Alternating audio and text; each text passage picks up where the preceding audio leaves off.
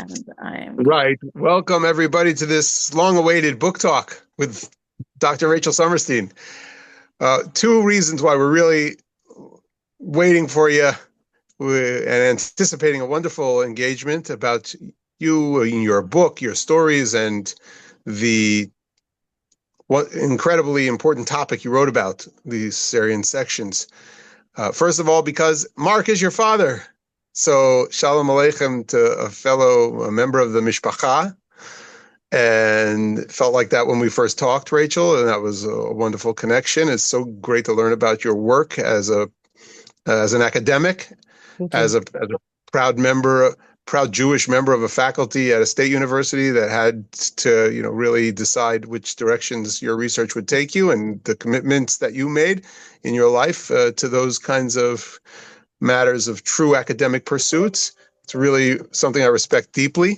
So Thank that's you. why it's long awaited that we should hear from you about a topic that I thought was immediately related to everything Jews need to know to read the Torah in a deeper way. So I just want to know I want you to know, Rachel, that's from where I start. We should know about birthing in the ancient world. We should know more about birthing in our modern world, as the Torah reminds us all the time that women and men are building families from the beginning of the Torah, Pru or Vu, and we have so many births throughout the stories of the Tanakh that we become deeper readers of our sacred texts when people like you and scholars, and we bring scholarship to our reading and understanding of the Torah. And so what you're doing right now, in my mind, is the mitzvah of Talmud Torah at the same time that you're going to really talk about the fantastic book you wrote and the research that it took and all the stories that are adjacent in your personal scholar's life. A woman who's made a great contribution about women who have faced cesarean sections. This is essential, again, to our understanding of birthing and birth and the reality that God really created in the world and what we know about it now through a member of the family who's done really deep academic work, and we're proud to have you a part of this community. Mark and Lynn, thank you for the inspiration you must have created in the family to pursue such important and hefty matters. And so kol hakavod, really wonderful, and nachis to you, as well as a little learning, because I'm sure we learn every time we engage our children seriously in words of scholarship and Torah. All right, Rachel, with Thank no more you. ado, it's all you. Thank you. Thank you so much for the warm welcome and for the invitation. It really means a lot to me to be here. I'm going to share my screen. Here we go.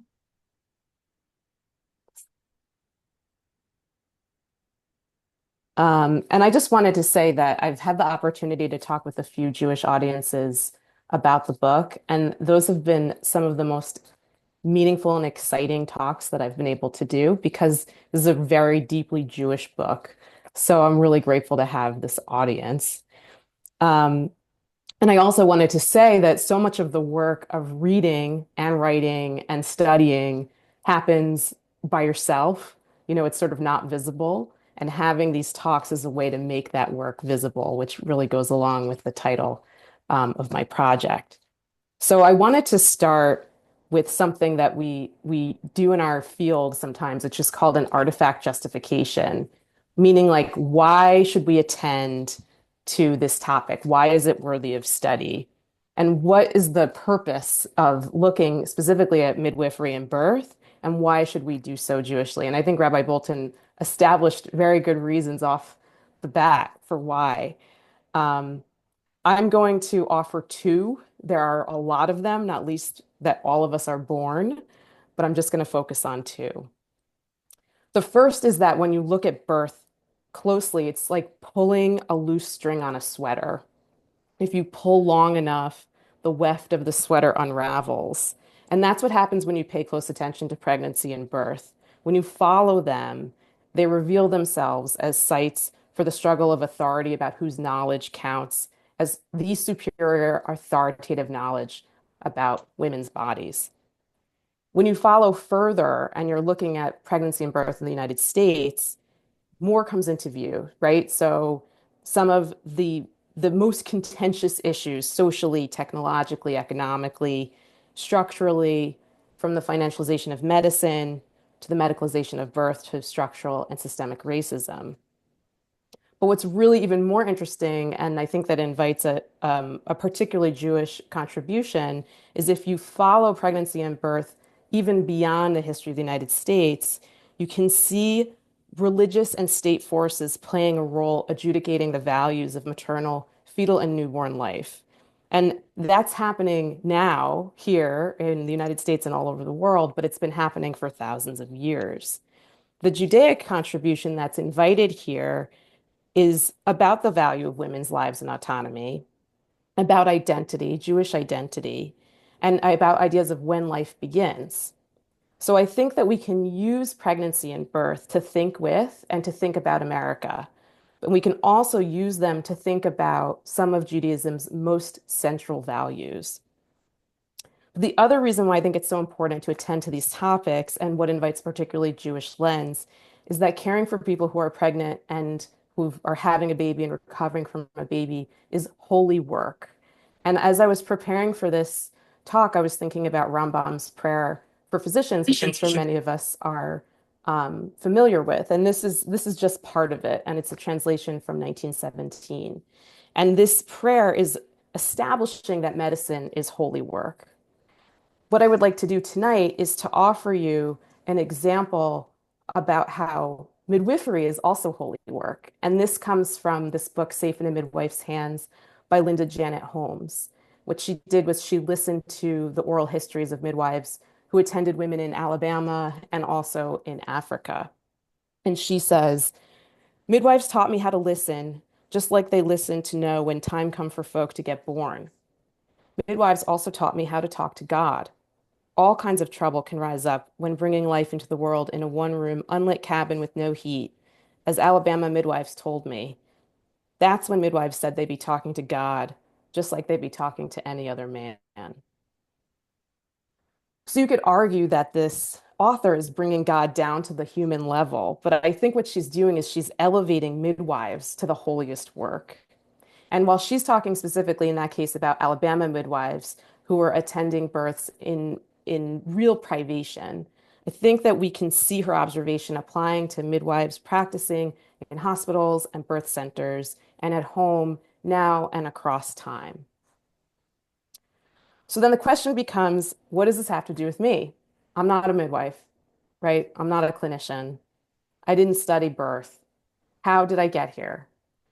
And the answer is that 9 years ago, I gave birth to a daughter by unplanned cesarean section. And it was a terrible birth. It was also a dividing line in my life. There was me before and there was me after. Part of the work of the book is to show how that experience raised the curtain on these very questions of authority and value, which played out quite literally on my body. Who can command bodily autonomy and authority? Whose life, a mother's or her baby's, matters most to the medical legal establishment? So I share this with you because I come to this talk as a scholar, I come to this talk as a journalist, I come to this talk as a Jew, and I come to this talk as a mother. And here are my wonderful children pretending to sleep in one of their favorite buildings on campus. So I want to talk first about the present and point out for you that today the majority of births take place in the hospital and with an obstetrician. 1/3 of them are by C-section, and that's over 1 million births a year. I want to pause here because this might seem normal, and it is for us, but it's completely unprecedented. For most of history, women birthed with midwives, and childbirth was social, which means that women's communities came to be with them before they went into labor, while they were having their babies, and took care of them and their families after. When labor first got going, it probably took on something of the character of a party, writes historian Laurel Thatcher Ulrich. The expecting mother provided food and drink for her attendants, including groaning beer and groaning cakes, which people ate while she was in labor. And she knew these women. They'd been through birth before. They'd been to many other, dozens of other births. And she also ate, which is really different than now. Now, when you go to the hospital, have a baby, you're not allowed to eat in case you need to be intubated. As labor progressed, the women gathered around her and they literally held her in their laps.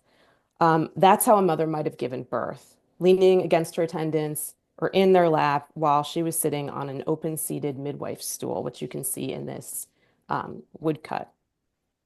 In that way, a laboring woman was surrounded by and cared for people who knew her, who were also the experts on childbirth, gleaned from knowledge passed down through generations, and gained from enduring and watching birth. This combination of personal and experiential knowledge is hard to imagine in contemporary 21st century life, given the emphasis on specializing in distinct, even esoteric skills and separating the personal from the professional. Moreover, birth now, especially in the United States, is anything but social. And so in my life, when I'm not writing about pregnancy and birth, I study images. So I went to see like how does, for instance, Getty Images, which is one of the largest purveyors of stock images in the world, how do they picture birth? And you can see from looking at these pictures, it's about the mother and the baby, or it's just about the baby. This is a small selection, but it's emblematic, right, of what birth looks like. How we think about it and both what it looks like today couldn't be more different from these crowded scenes where also women are sitting up as opposed to laying in bed. Another really great example of what birth is like now, this comes from Diary of a Wimpy Kid, which is a really popular book among young elementary age students. My daughter showed this to me. And again, right, she's in the hospital, she's laying down, she's hooked up to the IV. They're showing a male doctor. Actually, the majority of OBs now are women. But this sort of gets at the sense of like, this is not a social experience. This is a medicalized experience. This is not a community experience. Scientists have used the word Anthropocene to describe the era we're living through, which is to mean that humans have left an imprint on the planet's geography. There's disagreement about when the Anthropocene starts. Some say 1952, which is when the hydrogen bomb was tested. Others point to the 1700s. And the term isn't usually used to apply to pregnancy or birth, but I think it's useful because it marks out how different birth is, how much it's changed in a relatively short period of time, and how out of sync birth is in the United States in particular, not only from the rest of human history, but even from most other wealthy nations. So, to highlight a few of these major changes, as I showed, the majority of women give birth in hospitals, not at home. With attendants, they've met maybe a handful of times, sometimes not at all before they're actually giving birth, and without their communities of women. Lacking a national paid leave program, mothers in the US return to work an average of 2 weeks after giving birth. It's barbaric, one mother said to me. She was from the UK. Her name was Dina Shalom. How do people in the United States even have children? And I have to tell you, when I was working on my book, my editor had just come back from maternity leave, and we talked about this a lot. How on earth are we even doing this? I want to be careful, however, to make clear that I'm not suggesting in showing what's good from the past, that I'm not suggesting we go back to an era without antibiotics or blood transfusions or effective antisepsis or safe C-sections. But I do know that the way we're managing birth right now is not working. The United States is one of the most dangerous places in the world to have a baby and it's even worse for Black women. And if we're going to fix the system, we have to look broadly at what works, including what's worked in the past. So back to the Anthropocene. How is birth different in addition to what I mentioned? Well, C-sections. This is what's most emblematic of these shifts. In the United States, they've increased dramatically from the 70s when they were about 5% of births. Now they're 1 in 3, over 30%. Just to give you some context, the World Health Organization sets 10 to 15% of births as the optimal number that should be C-sections. The American goal, which was set by the Department of Health and Human Services, is like 23%. So by any measure, we're doing way too many of them. And it's clear, we know if you do too few of them, then people die, right? C-sections save people's lives every day. But if you do too many, they cause harm as well. And these quotes from other mothers who've had C-sections really speak to that. And I think that it's something that you don't realize until you're there yourself. So one person who is a scholar of classics told me, a C-section is going to tailor your path of your life. your spacing of your children, the number of your children, the method of your birth, how you even get to give birth. It really changes everything. And those are the words I kept hearing. It changes everything. It changes everything, which was my experience too.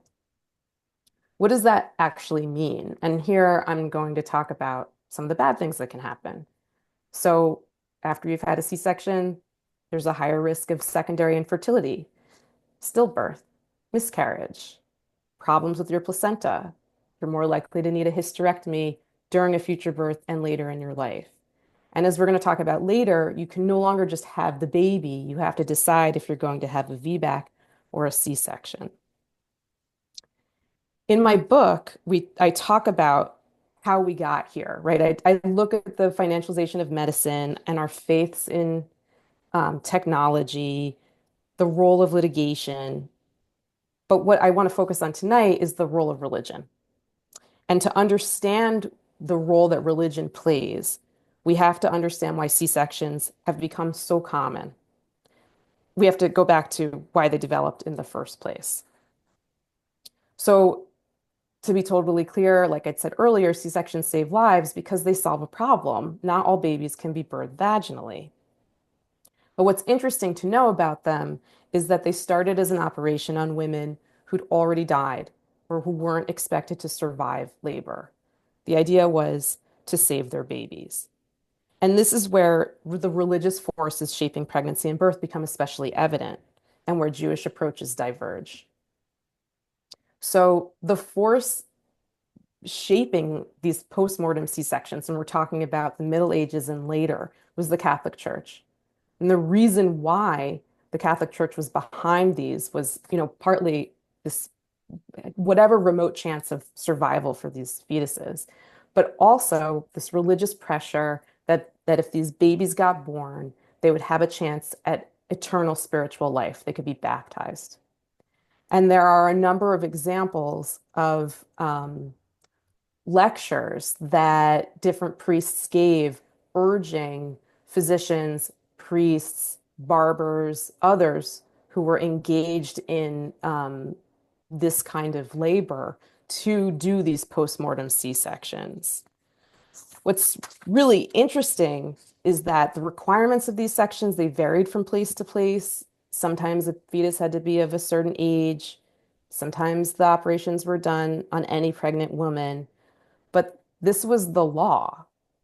So there were religious edicts, there were royal edicts beginning in the 13th century in what is now Germany and lasting through contemporary, what we now know as France.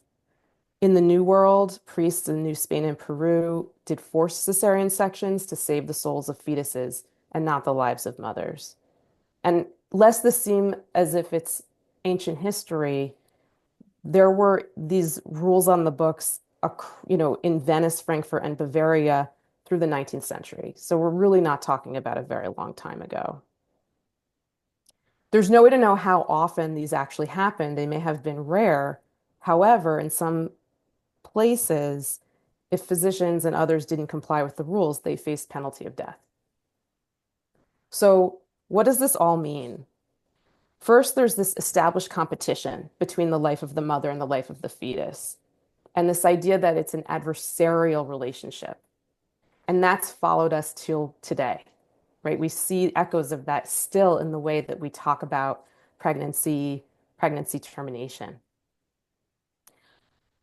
What's more, this elevating of fetal life over the mother's life requires attention because it's so significant. So if we're thinking about a time in history before the advent of formula and before widespread availability of clean water, motherless babies did not fare well. Children did not fare well, right? Most children died before they were age 5. We did not have vaccines. We didn't have the kind of hygiene we have now, didn't have antibiotics. Motherless babies, in particular, did not tend to last long. Okay, so what's the Judaic take on the value of maternal life? So here we have to return to why we have C-sections in the first place. Not post-mortem ones, but ones performed on living women. The reason we have them is because babies get stuck. And if they get stuck, what are you going to do? A woman in that position has two terrible options, right? Talking about antiquity. She can die with her baby, or there could be an embryotomy or a craniotomy, which made the baby into smaller pieces so the woman could birth it.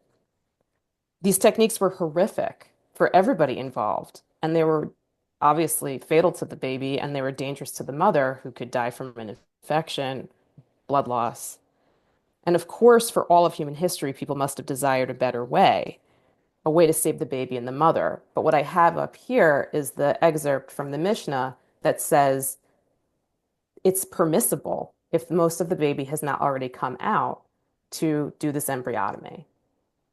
And this is something that is flying in the face of the edicts that were proclaimed by the Catholic Church. What's super interesting is that Catholicism frowned specifically on this type of approach and said that physicians could only do it if the baby had already died, if they could ascertain that the baby already died. So here's where we can see this understanding of Judaism's take on the comparative value of fetal and maternal life. Similarly, in Parshat Mishpatim, which we just read, we learn that if a woman is harmed by someone and has a miscarriage, the person who pushed her has to pay a fine. But if she dies, the penalty is death. These texts are both used to explain Judaic support for abortion, which we'll talk more about later. But I think what these texts invite is also a more expansive way of thinking about the value of mothers' lives to Jewish midwives and physicians. Mothers' lives matter not only when a person needs to terminate a pregnancy, but also for women who want to see their pregnancies to term. Prioritizing a mother's life over her babies, even for people carrying a much wanted pregnancy, is something that continues to shape midwifery and obstetric care here in the United States and around the world. What's really interesting is that communities were aware of these differences, and there's some evidence, for instance, from the 18th century, that non-Jewish communities sought out Jewish midwives in parts of Europe, specifically in Holland, because they knew that Jews gave priority to the mother's life in difficult deliveries, but the local Catholic doctors did the opposite. I don't want to suggest that Judaism is good and Catholicism is bad, but what I want to show is that these religious outlooks shape more than whether abortion is permitted. These different ideologies promoted and continue to promote distinct approaches to pregnancy and obstetrics. I do want to point out the differences in abortion here and in Israel because it is relevant to what we're discussing. So abortion in Israel has been legal since 1977. It's so-called easy to get, hard to discuss. And it's become even easier since Roe was overturned in the United States. The national health system provides abortion pills, and you don't have to stand before a committee when you request one. This is from a government website about it, the criteria you have to meet in order to, if they, in order to request an abortion. I do want to point out that, moving back to midwifery, when we think often of Jewish midwives, we think about Shifra Pua, right? Like that's who I thought about when I thought about Jewish midwives when I was starting my project. And we know them as courageous because they saved Jewish baby boys from death, and that was courageous. But I think that this history can invite us to enlarge what we think about when we think about Jewish midwives. That they didn't only save Jewish babies, which is, as we're going to find, more of a kind of American Christian priority. They also saved the lives of Jewish and non-Jewish women. And that's, in a way, one of the most unique contributions of Jewish thought to the history of obstetrics, that not only is it permissible, but it's an adherence to Jewish values to prioritize a mother's life. I just wanted to say a few more words about what Jewish midwives have done for their communities, because I think it's a very underknown, underappreciated story that deserves more attention. So in Europe, Jewish midwives, they were some of the only women who knew Hebrew, and they would say prayers on women's behalves. They were widely respected by their communities, not only for their work, but also for the ways their empirical knowledge contributed to rabbinical understandings and applications of the laws of Nida. In the United States, Jewish immigrant women played an incredibly important role attending births in the Jewish community and the non-Jewish community. And I have an example here of this woman from Pittsburgh who's known as Boba Hannah, who attended over 3,500 registered births, which means that she attended more than 3,500, right? We didn't have the kind of record keeping for births when she was doing this work as we do today. Oral histories about her recall her one-piece bonnet and capelet and her sparkling clean apron, carrying her basket of clean linens as she rushed to the side of a woman in labor. She was called the angel or the saint. She was available for any delivery, Jewish or Gentile, white or black, and charged no fee. And here's an oral history remembering the work that she did. This woman recalls, Boba Hannah delivered most of that generation of mothers. All the children called her grandma. They knew she had brought them. When she came into a house, they would run and hug her, and she always had some sweets in her basket for them. My mother told me that when I saw Boba Hannah, I should run and make hot coffee because she was our honored guest. So if we wonder about what happened to these Jewish midwives, right, because midwifery today doesn't really have a reputation in the United States as being a Jewish thing, the answer is that they, like other immigrant midwives and like Black midwives, were pushed out of the profession in the 1920s when birth began to move from home to hospital, and when obstetrical approaches to labor and birth gained in popularity for seeming more scientific and modern. In a way, this is when the Anthropocene era of birth began.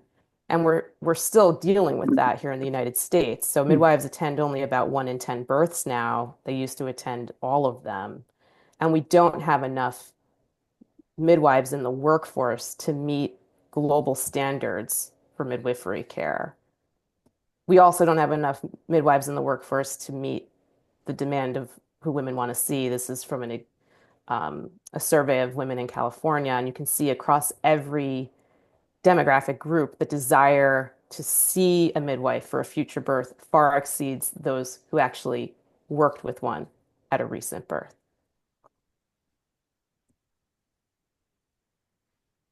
So I started this talk by saying that I come to this work as a Jew.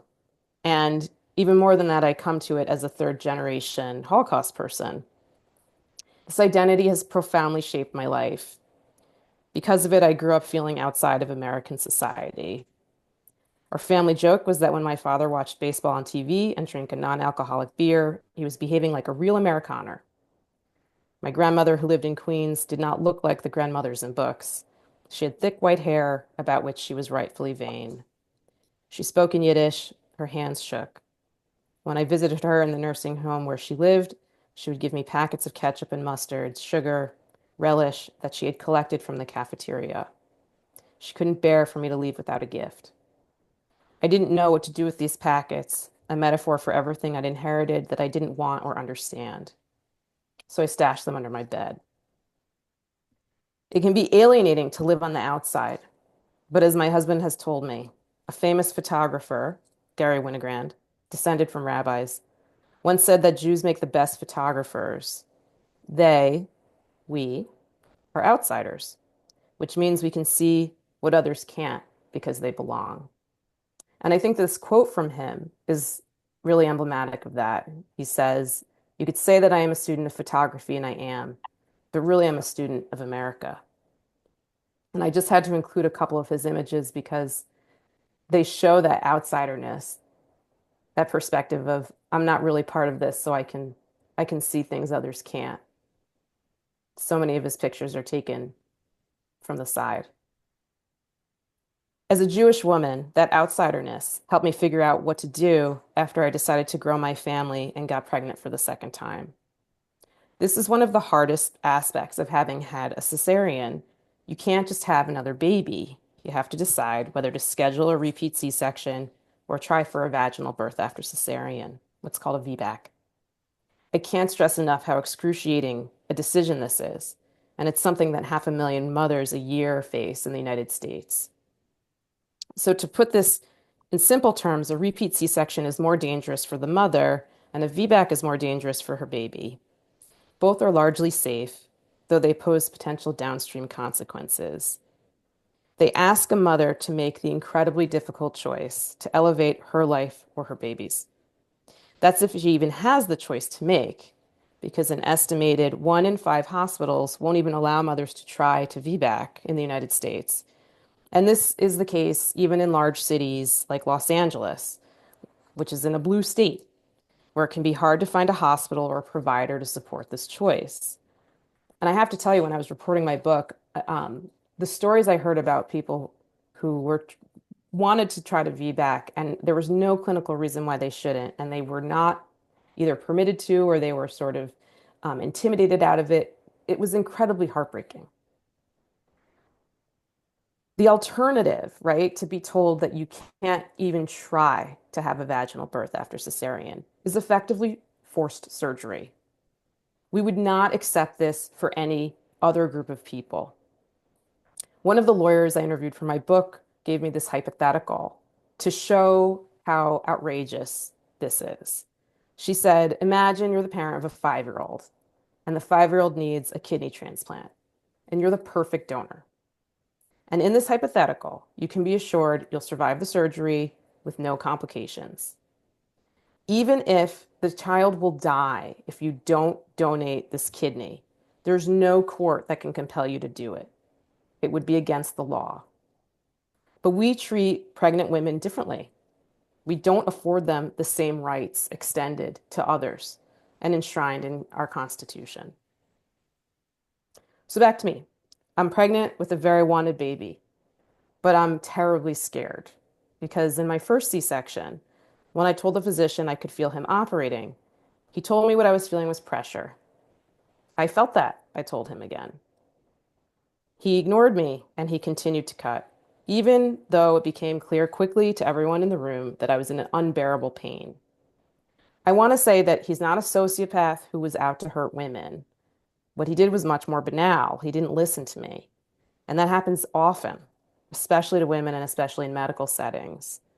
But in this case, his failure to listen to me, the consequences were immediate and extremely high. Given that experience, I could not imagine volunteering for another C-section. But I felt a lot of guilt when I turned this decision over and over in my mind. I knew I wanted to put my own life first when it came to this birth. I already had one daughter. I felt as though I'd lost so much in the first birth. I was afraid about what else I would lose. I was afraid I would die. And that was the framework I brought to deciding whether to schedule a repeat C-section or to try to VBAC. My mother told me that the Talmud would agree with me to put my own life first, and it was the perfect thing to say. I later, as I was reporting this book, I spoke to Shana Schick, who's a Talmud scholar at Bar Ilan, and she told me that there's no question about whether it's permissible to kill a baby to save its mother's life. Before it's born, it's not a nefesh, she said. It only becomes a soul when it takes its first breath. At the same time, she explained the fetus isn't a nothing. There are midrashim that teach that it learns all of the Torah while the mother is pregnant, only to forget it at birth. When it came to this moment, I could not have been more grateful to be an outsider on mainstream American culture. It was to become my superpower. I felt better knowing that if I were to try to VBAC, I would have God on my side. That gave me ethical and religious cover. But the truth is, I would have prioritized my own life nevertheless. So much so that it was almost embarrassing how set I was on exercising my bodily autonomy. In a way, you could say, being the ultimate Jewish mother. I was already a mother, and thus schooled in the maternal expectations of acting as a lifeguard, the vessel, the guardrail. I understood why maternity clothes so often resemble silly printed baby clothes. You are not supposed to have an identity separate from the baby. You are to subsume your identity to the baby. Knowing all of this, to voluntarily take a risk for my next baby seemed outlandish, improper. What I wish I could have seen about this interpretation of pregnancy is that the US's prevailing medico-legal understanding of the fetus, one that awards it equal rights to, or even surpassing its mothers, is neither universal nor inevitable, nor is it the product of my own culture or religion.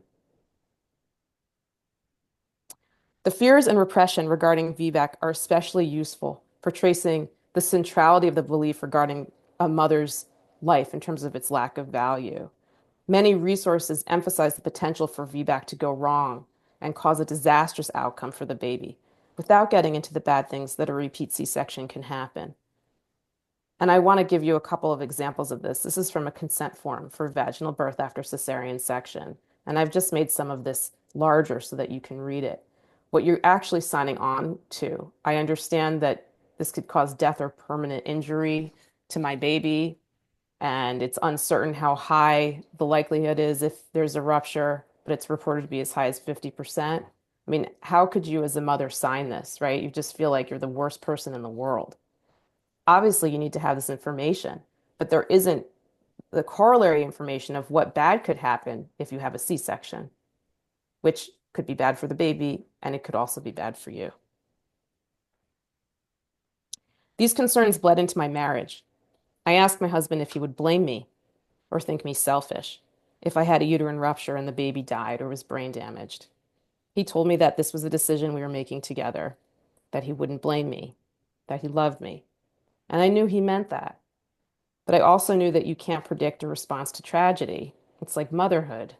You couldn't possibly know how you'd respond or what it would feel like until you got there yourself.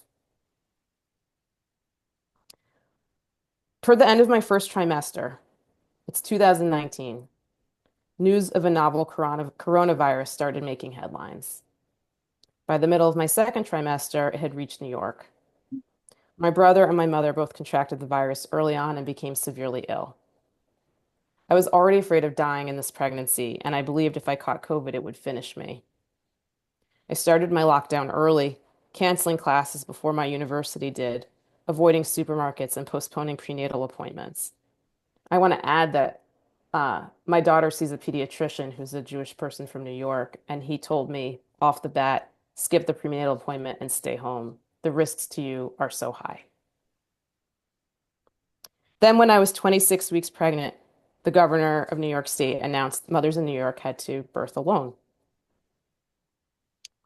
This was devastating for me. Throughout the pregnancy, I'd had recurrent dreams that I was lost in the hospital's subterranean parking lot. It was dark, I was alone, and I would never get out.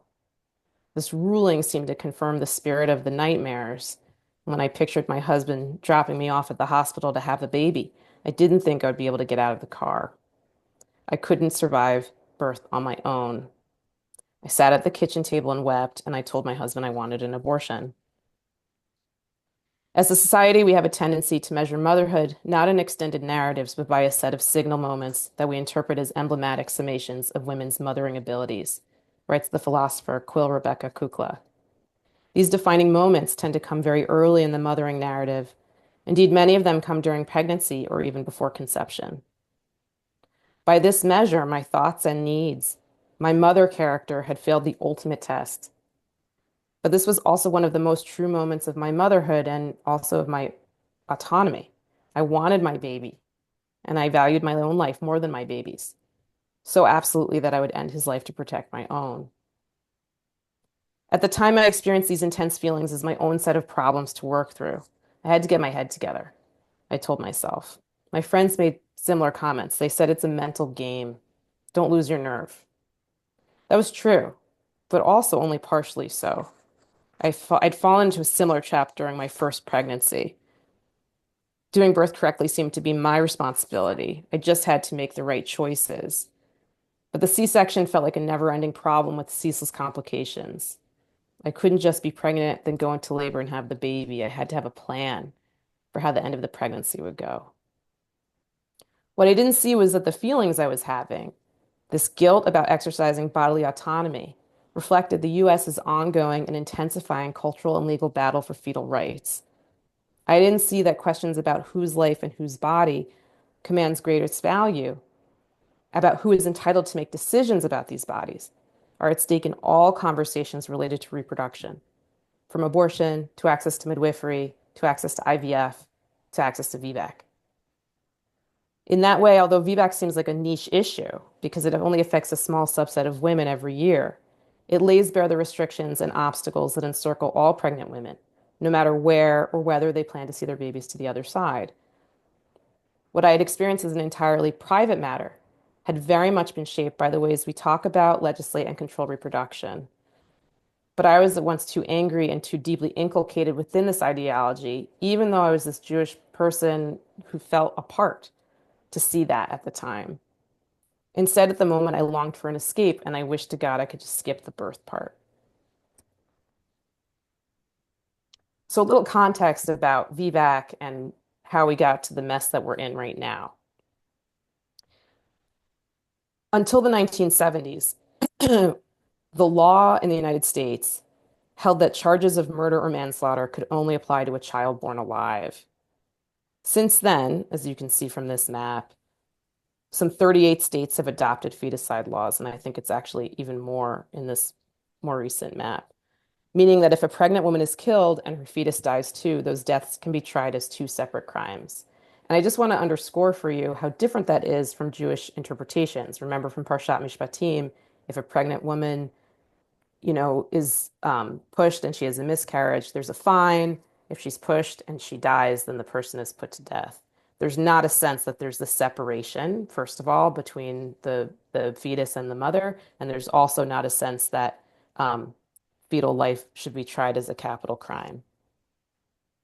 It can seem heartless to argue against these laws, right? It's a tragedy if somebody who's pregnant is murdered and her baby dies too. And as far as we know, the first feticide law, which was in California, wasn't devised by an anti-abortion group. But over the past few decades, the Catholic Conference and other anti-abortion groups have seen subsequent laws which enshrine fetal rights and fetal personhood as part of a long-term strategy to overturn Roe. And that's exactly what happened. Fetal personhood laws, you can see here, they're more widespread than they once were. Where feticide laws once focused on fetuses after viability, these new laws seek to enshrine fetal rights as early as fertilization. So this could be somebody who doesn't even know they're pregnant. Or what these groups did was they changed the language of existing laws to redefine categories like child or person to include fetuses. Other laws are no longer billed as feticide laws, they're simply laws against murder, which rhetorically puts feticide in the same category as murder against a person who has already been born. These laws explicitly state they can only be used to apply to someone who's not pregnant who kills a fetus, meaning they're not intended to be used against women who have abortions or miscarriages. However, we've seen, even since before Dobbs' decision, which overturned Roe versus Wade, prosecutors charge women under those laws when they miscarried or had a stillbirth and admitted to using drugs. A prosecutor in Indiana even charged a woman with feticide because she attempted suicide while she was pregnant. These laws aren't exclusively applied in states where there are no abortion rights. In California, in 2019, this woman who'd had a stillborn baby at 8.5 months pregnant was charged with murder because she'd used methamphetamines during pregnancy. She was exonerated, but only after she spent 16 months in jail. I want to point out that this same perspective is what is potentially endangering IVF, right? Because if these embryos are considered persons, then they can't be destroyed if you don't use them. And as you can see, right, fetal personhood laws are then being used to challenge IVF. So we can't even just think about this in terms of access to abortion or access to vaginal birth after cesarean. These same philosophies are also at play when a physician or a hospital seeks a court order for a cesarean against a mother's will. And if you think this kind of thing doesn't happen here in New York, you'd be wrong. Because in 2013, Renat Dry, an observant Jewish woman in Staten Island, sought a VBAC after two cesareans. One of the reasons she did that is because if you have multiple C-sections, it's harder to have many children. And she knew that she wanted to have a lot of children. Her obstetrician said it would be fine, but he wasn't on call when her labor started. And the obstetrician at the hospital overrode her objections. In court, he argued that the state of New York had found that a viable fetus's well-being was a sufficient reason to ignore a mother's vocal objection to medical treatment.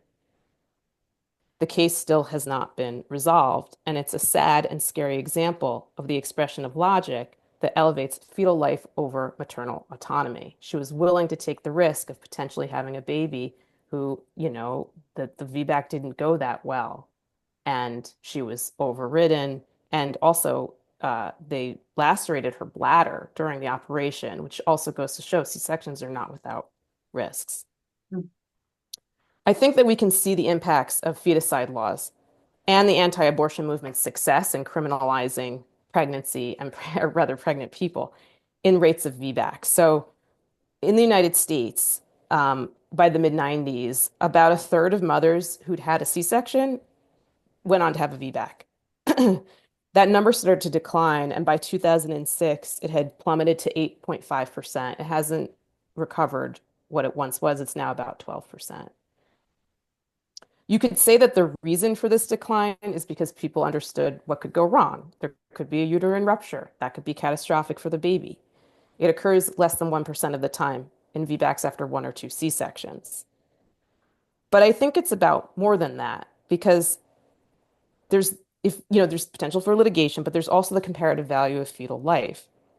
There was a really persuasive editorial in the 2001 New England Journal of Medicine that advocated for repeat C-section as opposed to VBAC. The the writer said, "What is the safest thing for my baby?" He imagined a mother asking him, but there was no counter question. The other mirror, the one that drove me through my second pregnancy and birth, what's safest for me? It's also clear that there's something unique happening in the United States because the plunge in VBAC isn't happening elsewhere, even though other countries have access to the same data. VBAC has declined in some European countries since the late 90s, including Ireland. But in other places in Europe, it's actually become more common. It's also much higher in Israel, which I think is really interesting. The government has not released data on this in recent years, but I was talking to a doula there today who works specifically with women who are VBACing, and she thinks that it's about at least 50% or higher of women who've had a C-section who go on to have a VBAC. And I do, there's a lot that goes into that. And you could talk about the population who's having these babies. But you do have to wonder about the theological aspect of prioritizing the mother's life and the mother's autonomy. We've never seen rates like that in the United States. Um, Over the 5 years I wrote this book, Roe versus Wade was overturned. So I'm raising a daughter who at 9 has fewer rights guaranteed to her than I did when I was her age. And this is a map from the Center for Reproductive Rights of what we're looking at specifically in terms of abortion access. One of the physicians in my town is fighting extradition to Louisiana for prescribing abortion pills. Some physicians are doing C-sections instead of abortions, which further speaks to the lack of value of maternal life. As we know, C-sections are not without risks to the mother. So what do we do about this as people, and what do we do about this as Jews? One thing I think we can do is we can recognize the legacy, Judaism's legacy, and what it has to offer to make birth better today. So Kippur homes are something I learned about when I was writing this book, and they're much more common in Haredi communities than they are in conservative or modern Orthodox or other Jewish communities. And they're basically a place to go after you've had your baby that prioritizes sleep. There are people there to take care of your baby. There's other new mothers there. They make all the food for you. You can be social or you could not be social. And they've existed for a very long time. They're all over the world, and some of them are free. And when I've spoken to mothers who've experienced these, they've said that what they needed most was the sleep. They went to sleep, and that helped them recover. And that also shows this respect, right, for birth, and that birth really is holy work. What's interesting to me is that when I've spoken to psychiatrists who deal with postpartum depression and postpartum anxiety and other mood disorders, is that sleep is their first line recommendation, their first line treatment for somebody who is suffering. 5 hours of uninterrupted sleep. This is something we have that we know that works. And it's so kind of inspiring, I guess, that the market is now copying it. So maybe some people already know about Borum, which is this kind of hotel that exists in Manhattan now, and they're on hiatus because it wasn't really working out for them. But effectively, it's a Kippur home, but without really the social aspect. Except the prices are completely out of reach for the vast majority of women. If you stay there for 5 nights, it's over $5,000, right? I think this is a great example of how the market is not the place to turn to solve some of the most essential problems of caring for people who've had babies. Another thing we can do is recognize the value of Jewish midwifery and midwifery. So, I have a couple of examples here about how midwives who attend low risk first time mothers have lower C-section rates. That's something that's true in the United States and worldwide. We can start to respect them as a profession. We can start to recognize that there have always been Jewish midwives far beyond Shifra and Pua. And I think that we can also recognize our slam dunk Jewish values. So, a number of Jewish organizations and groups of individuals came together after Roe was overturned to sue their states and say that these lack of access to abortion is against their religion. And they've lost. But the fact that they've done it is incredibly important and something that I think we should be really proud of as Jews. And that really speaks to one important interpretation of Jewish law. What's exciting is that there's one group that hasn't lost yet, and it's going to the state Supreme Court in Indiana. So we should see what's going to happen. I'll end by saying that I think that we can recognize that reproductive justice is a Jewish value, right? So not just access to abortion, but access to the kind of care that you want to have as a mother, access to contraception, access to IVF, access to midwifery. All of that is reproductive justice. So I have an image here at the end, which I think is a really beautiful image of what birth is and can be like. And thank you so much for your attention and your time. And Incredible, incredible. thank you. I'll Rachel, stop thank you. sharing. Thank you. How beautiful weaving of your personal experiences and then scholarship and thoughtful reflections on the topic that's so essential for us Thank in you. our time. I have to say another just thank you for being willing to really put Thank your you. personal experience in front of those and retell it in front of all those who are able to read and then listen to you, amplify it. As you Thank said, you. the sharing, I do hope it's somewhat redemptive for you. And any of the pain and fear you experienced is really in in a shared sense, like with Bikur Cholim, with the visitation of the sick, we say with the mitzvah, that everybody can take a 60th. Well, the Mhm. 60th of the 60th of the 60th and the continued 60th. We're all in that celebration of your motherhood Thank you. and the recognition of your own agency, as we believe very deeply in all that. I don't think I've heard a more eloquent reflection on the status of the current debate and dialogue about the Jewish position from, let's say, the non embracing of, for whatever reason, um, anti-abortion stances from some in the far-reaching ends of communities of the Jewish communities we all circulate in. And if someone identifies that way politically first versus their Jewish literacy and informing their way forward. But as I've tried to explain through the source work we did in 3 sessions one summer, for sure the read of your sources is 100% the kosher read of Talmudic experts around the world from the rabbinic era through the current moment where these lawsuits are being filed. I do agree that these are the challenges that we can launch because it is a religious right of mothers and then decisors of Jewish law to help people make informed decisions. And that's where our ethic really does come in. And I would just add to the notion that one of the reasons why it's so challenged in America is because religious community is being not only challenged but really undermined by an age when in the Anthropocene age we may have been overcome by and Charlie and I were just talking about this today in our Siddur Chabura, our Siddur class, the kind of recognition of the miracle of science and medical system as it exists towards the efforts only in certain circles of being able to extend our lives.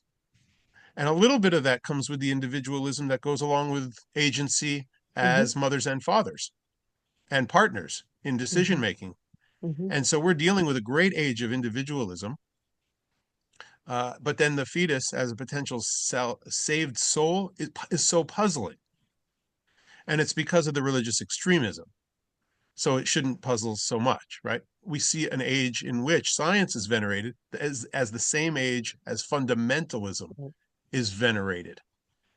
And I think you've hit the root causes of some of that in your reflections, that the fundamentalism in religious life has truly informed the lawmaking Hmm. within this nation, thus proving that this nation is a Christian nation, Yes. and thus showing it for its goodness as a religious nation and potential that exists for those of us who believe in the possibilities of religion, but that we want it more in the multiplicity and the mosaic of religious freedom that the Constitution guarantees. So it's a religious freedom issue. Hmm. And if there's a decisor or two who thinks one way or another, I can't control everybody's read of halacha, but for sure this is an argument from a scholarly perspective about the possibilities of everybody having a religious guide and her own agency to make these choices in partnership, if there is a partnership, about the pregnancies. Hmm. So, wow. I mean, Thank you. I think I only was able to grasp some of what you said tonight, of course, in my reaction here, but let it be in terms of a response, the opening for another question back to you, though. Could you just expand a little bit on if you were looking for any kind of options beyond post the kind of homes you just Hmm. introduced, Hmm. and perhaps the introduction of midwives for those whose desires could be met? Is there a way to do a public education venture in this? Is that the solution? Do you think that those methods and methodologies will work? Is it a religious revival of a capital L liberal religion? Is it women's health initiatives, much like the awareness of the breast cancer that we have now? Have you thought a little bit about how this moves into Yeah. society as a potential learning opportunity? Yeah, it's such a really good question. So I think, in Black communities right now, Black communities are facing terrible maternal mortality emergency. And one of the responses is to look to the past of what Black midwives did, right? They had really overall pretty good outcomes. And how can Black midwifery was never completely dead, but how can it be nourished? And I think that that's something that could happen in Jewish communities also, right? Like we're immigrants, Jewish midwives are part of that. And I think that we do a really beautiful job, and it's just like an essential Jewish value to look to the past and in the present. But I don't see that this is happening with midwifery, and it could. There's no reason why it can't. So I think that there's that, which could be an educational component too, just identifying it. Um, and, I think there's also a lot of interest from the medical community to make birth better. And I mean, medical community includes midwives, includes obstetricians, includes anesthesiologists. I had a conversation yesterday with the editor of the International Journal of Obstetrics and Gynecology, and I'm writing something for them about the long-term consequences of C-sections, which is something that OBs don't usually see, right? They see you and then you know, they don't see you for the other stuff that happens, whether it's psychological or physical, unless you have another baby with them. And I think that one of the problems, though, is that we don't have enough opportunities for patients and providers to have conversations, right? It's like so um, fraught with spheres of litigation. And also, there's not enough time for providers to do really meaningful education because they're working in this financialized system, right? They're like 5 minutes per patient. And if we did have those conversations, I think we would see, the providers aren't really that satisfied either, right? Their working conditions are our conditions in which we see them. We're not that happy. They're not that happy. The outcomes aren't that good. The burnout is huge among providers. The moral injury that they're experiencing because they can't keep the oath, let's say, right? Um, of maintaining patient safety, or they see others who don't. So I think that that is, I guess, an educational component of recognizing we are a part of all of the same ecosystem. Well, let me turn to just one Hmm.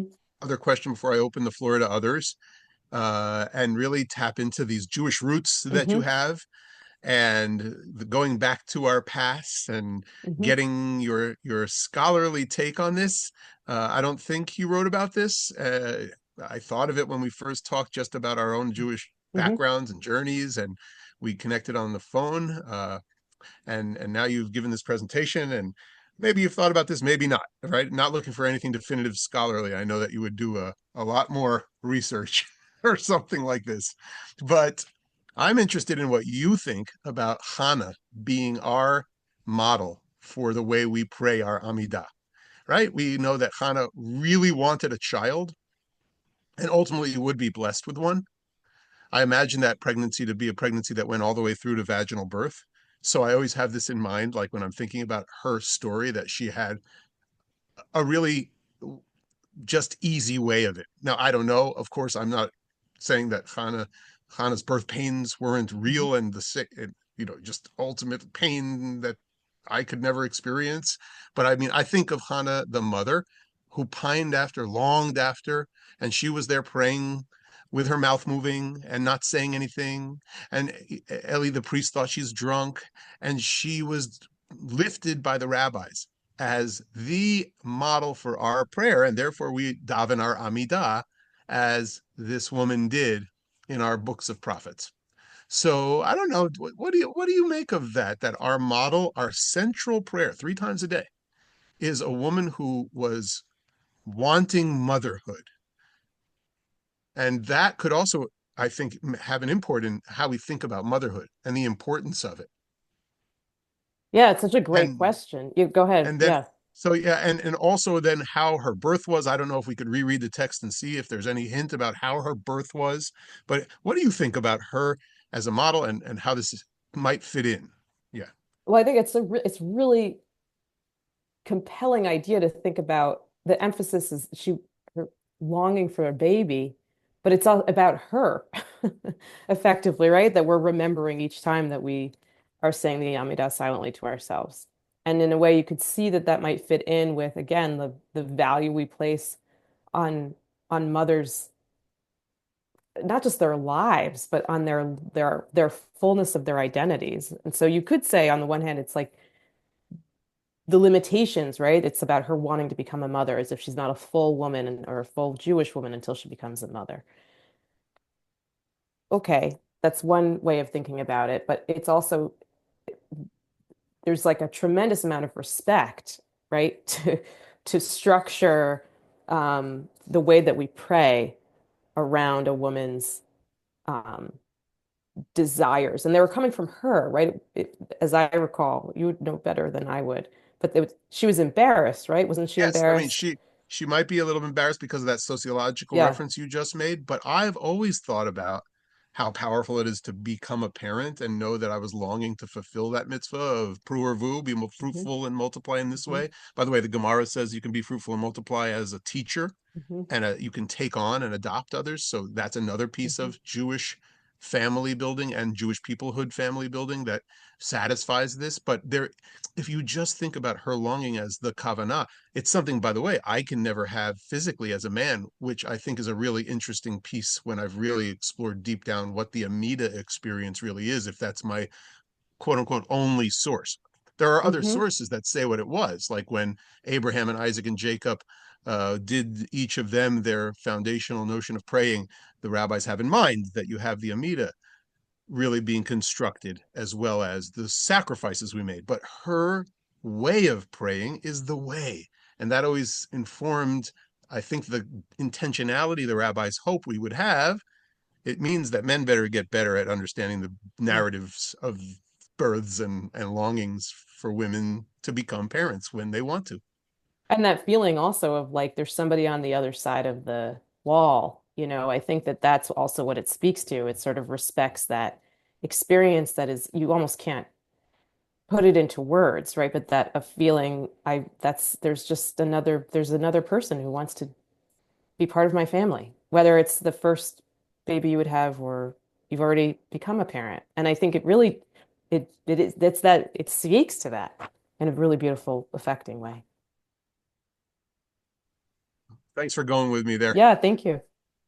And thanks for everybody for being here tonight and being the Adim, the witnesses and the students, Talmud Dean. And as Talmud Dean, we get to ask questions. So let's ask Rachel whatever's on her mind, or maybe you have a reflection that'll start her down a path. Do this. Yeah, Charlie. Yeah.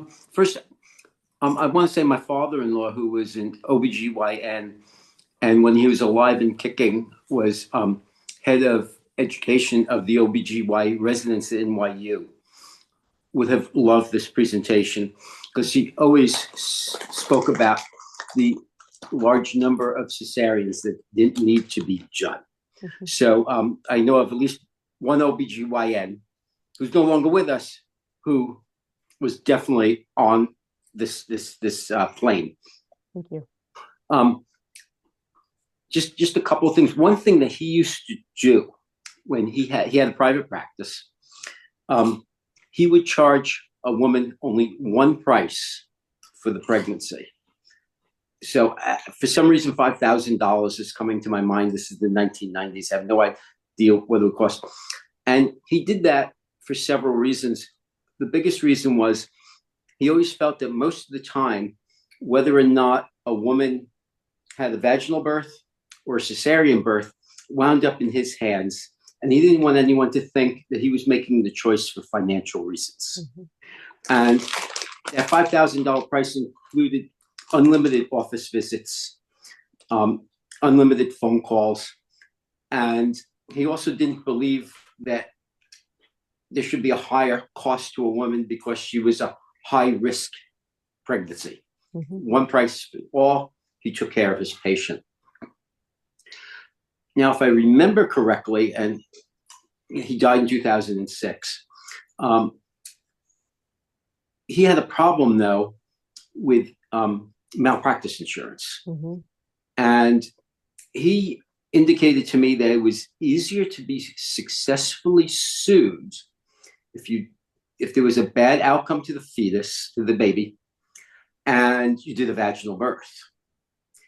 And if I remember correctly, his premiums for his practice, he and his partner combined, were about $500,000 a year, Mhm. which is a substantial cost. And so he always used to argue for what he used to call tort reform. Mhm. At that time, he did have an insurance policy where he had some say in whether or not the insurance company was going to go to court or just settle. It's very hard to get a policy now. The insurance company just wants to settle and then add to the physician's premium.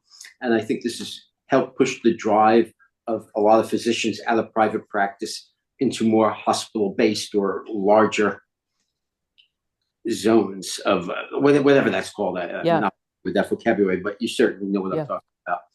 And so there is a role there. I don't know how modern insurance policies work. I think they're working terribly, actually. And I myself have eventually, for my own private physician, I'm probably going to move to a concierge physician because of the 5-minute issue. Right. And I'm pretty tied into the hospitals, or at least was. But I'm even having a hard time with this. And my knowledge is way above level. But you could ask a doctor Yeah. a complex question, no time. Well, I And think you're pointing to two really important things. I mean, the role of litigation, I mean, that fits in with this whole idea of whose life is more valuable, right? So, yeah, yeah, you definitely alluded to right? that. That's Absolutely. absolutely to It, do a if you have a vaginal birth, there's a bad outcome for the baby. It's much easier to litigate for a really, really ruinous amount of money, right? Than if there's a bad outcome to the mother. And there's not even really the possibility to litigate for like psychological harm to the mother, right? That doesn't even no, exist. And then the other thing you're talking about, I mean, the financialization of medicine.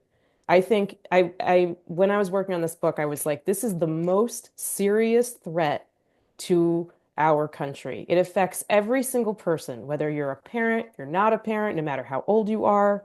The fact that physicians are now, for the most part, in these um, employee arrangements mm-hmm. where they need to see volume Mm-hmm. is outrageous. They can't deliver the care they trained to do. you're not able to, as a patient, get the care you deserve. And um, it's a dehumanizing practice for patients and for providers. And with, we didn't talk about this, but with private equity moving in, I mean, whenever private equity moves into a medical field, whether they're going into nursing homes, taking over, whether they're going into childcare centers, which they're doing as well, whether they're going into specialties like gastroenterology or dermatology, the outcomes are almost always worse for patients. Always. And it costs more money. And when you talk to the doctors, they're like, "Oh, well the we couldn't make it anymore as a private practice because the insurance companies are squeezing us and they'll reimburse such a small amount of money, right? Because we're not a large system, right, that can negotiate more.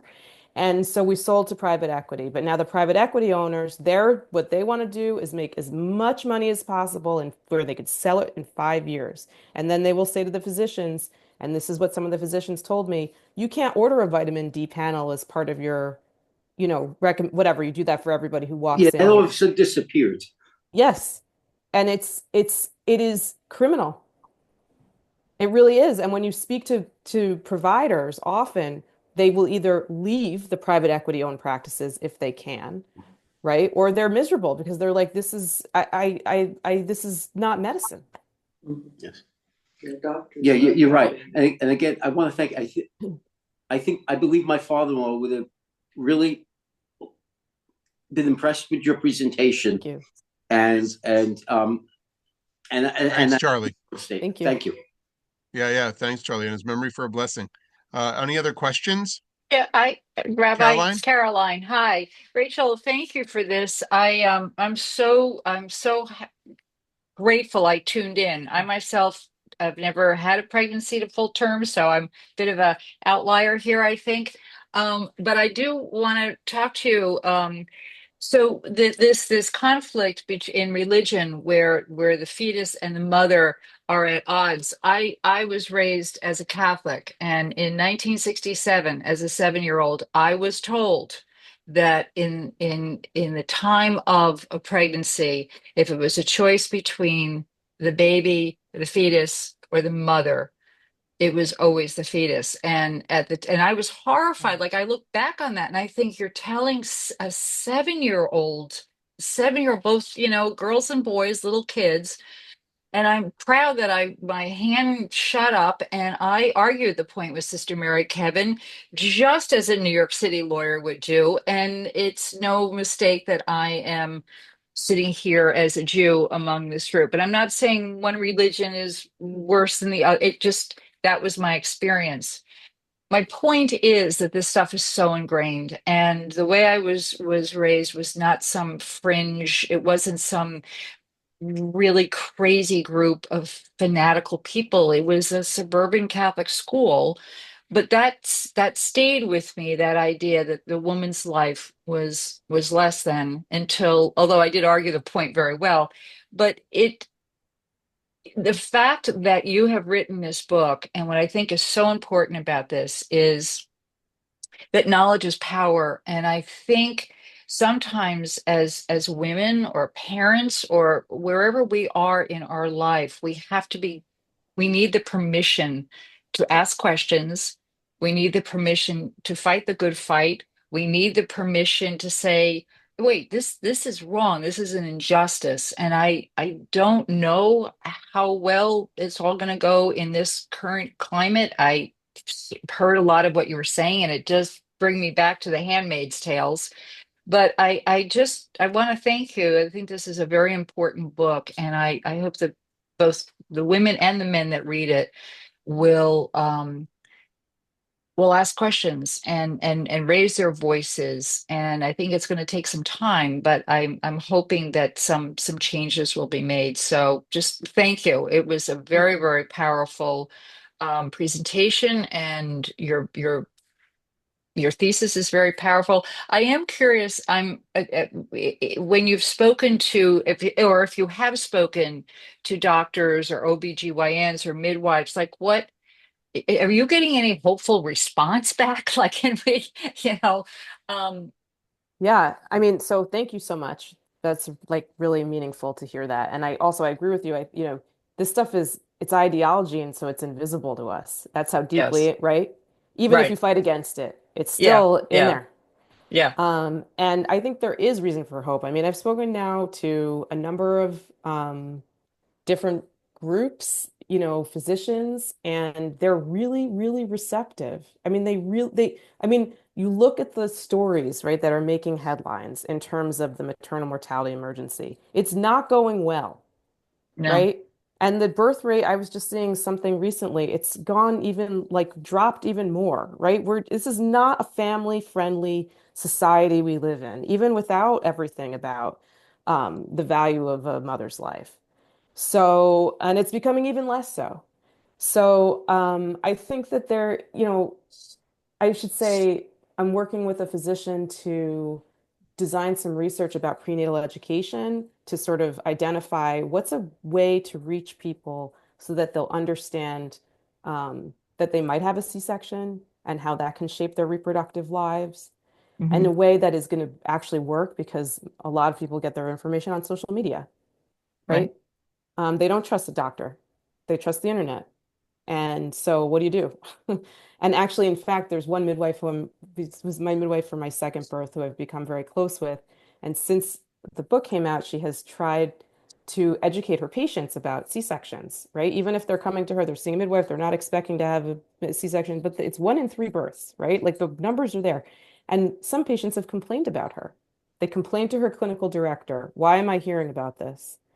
And it just shows it's Wow. not working, right? This isn't working. But I think the providers want it to work. So I'm seeing that. And there's also a group of anesthesiologists and OBs and medical directors and insurance people who are working together to address pain during C-section, which at its core is listening to women.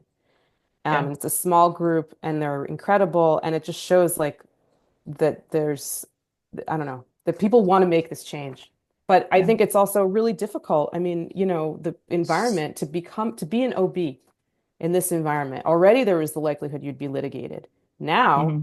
I mean, I have a friend who's my age who practices in Massachusetts, and she put her house and all of her everything in her husband's name because she's expecting to be sued, not because of a bad outcome, but because she does abortions.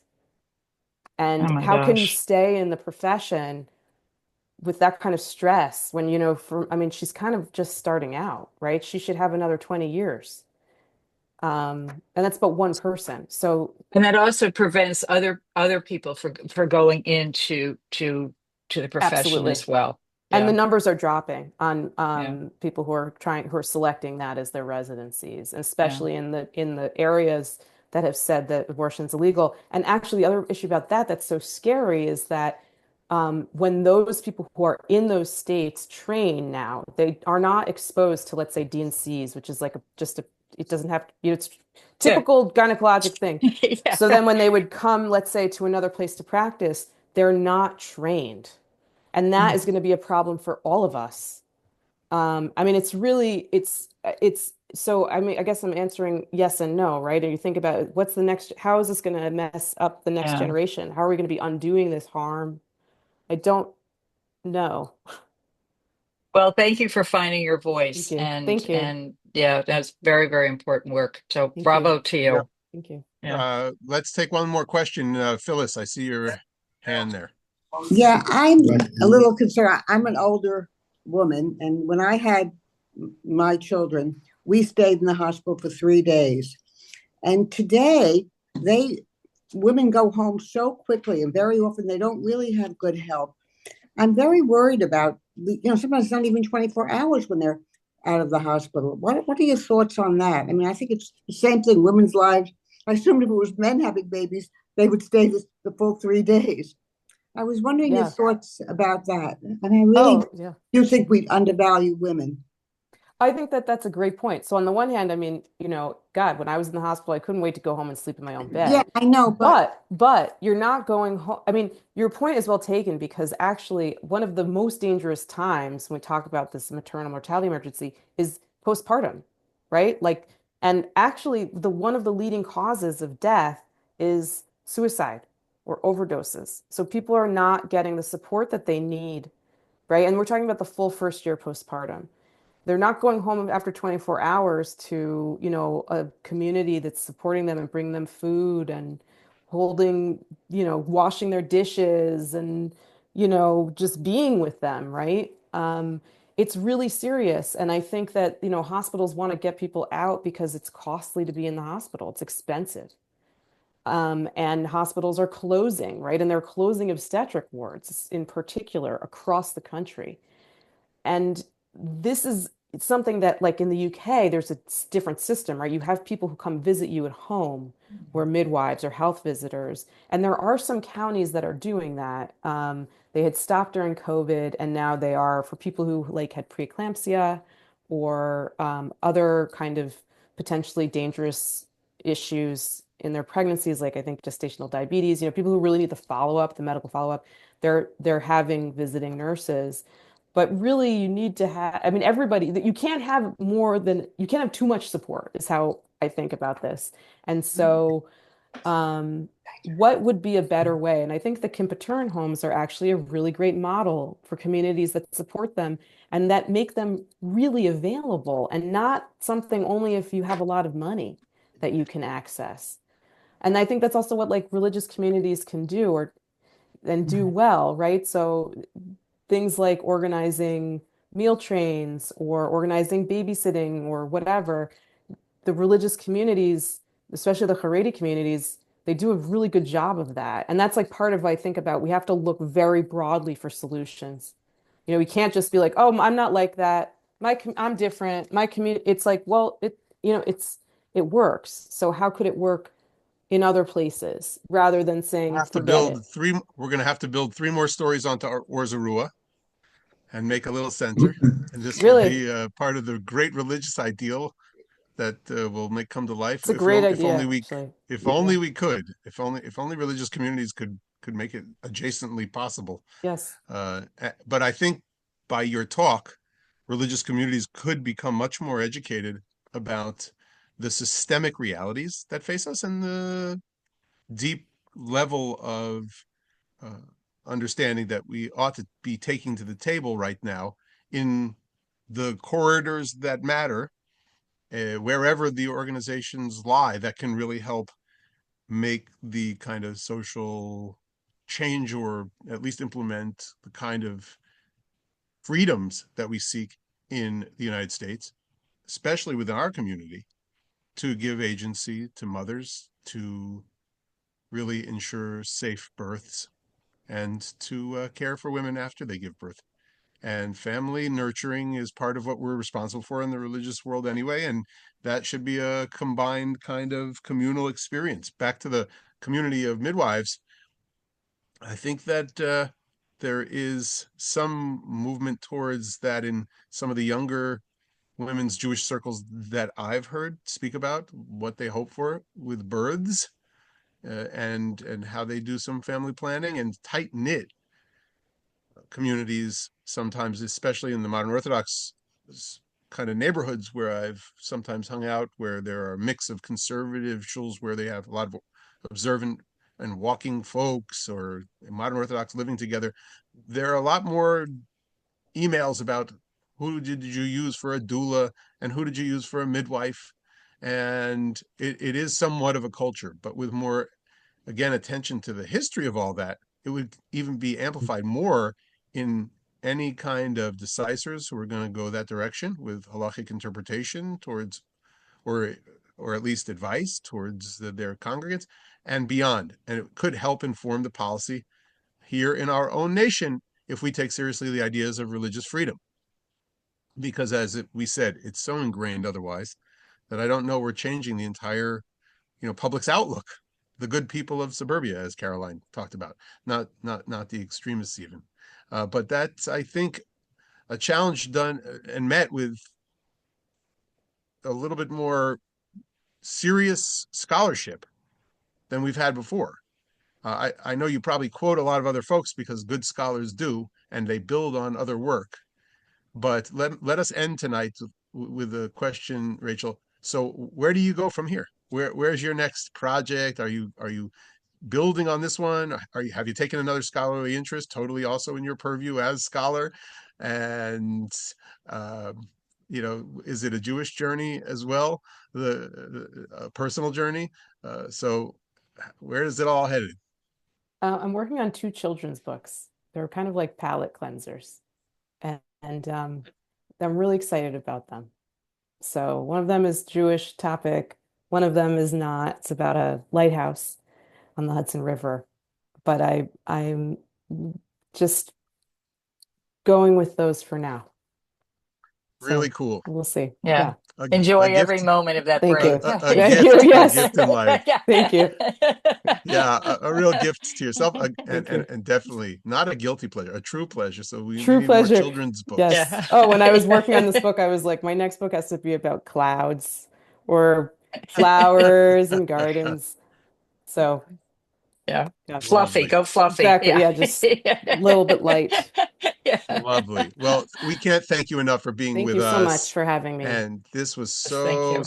Thank you. such a wonderful, so important for us, and so Thank you. wonderful a learning opportunity. Yishar kochech, Thank you. and from strength to strength. And see you, Thank we you. hope, for other occasions to learn with you. Thank you so much for having me. Thank you.